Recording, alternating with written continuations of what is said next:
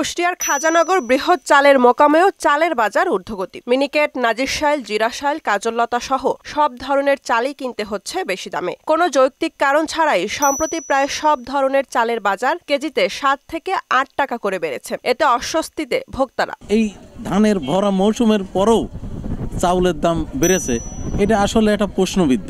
যে 500 টাকা আয় করি, এই টাকাতে তো 2-3 কেজি চাল কিনতে গেলেই আর হচ্ছে না। ফ্যামিলি চালাতে খুব কষ্ট হয়ে যায়। 1 কেজি চাল কিনতেই যদি এত টাকা শেষ হয়ে যায়। শুধুমাত্র চাউলটা কেন আমাদেরকে এত দামে কিনে খেতে হবে? আমরা এই যে কুষ্টিয়ার বাসিন্দা, কুষ্টিয়াতে চাউলের উৎপাদন হয়, এখানে এত অটো রাইস মিল, কিন্তু আমরা কিনতে পাচ্ছি না। ধানের দাম বৃদ্ধিতে বেড়েছে চালের দাম। মিল মালিকদের এমন কথায় মিশ্র প্রতিক্রিয়া দেখা গেছে খুচরা বিক্রেতাদের মধ্যে। মিল রেট থেকেই চালের দামটা আমদানির সাথে সমতা রেখে বাড়াই দেওয়া হলো। তো পরবর্তীতে এখানে বাজার নির্ধারণের মিটিং হয়েছে, এখানে মনিটরিং আসছে, তারা দেখছেন, তারা দেখে একটা বাজার একটা নীতিমালা আছে, সেই তার আলোকে আমাদের একটা ফিক্সড করে দিয়েছেন।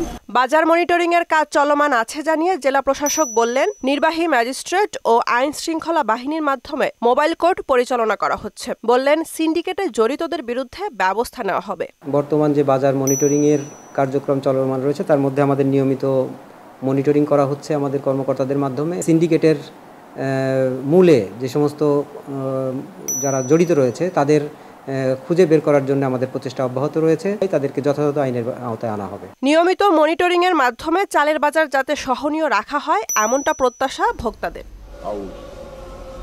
বুশরাত জাহান, মোহনা সংবাদ।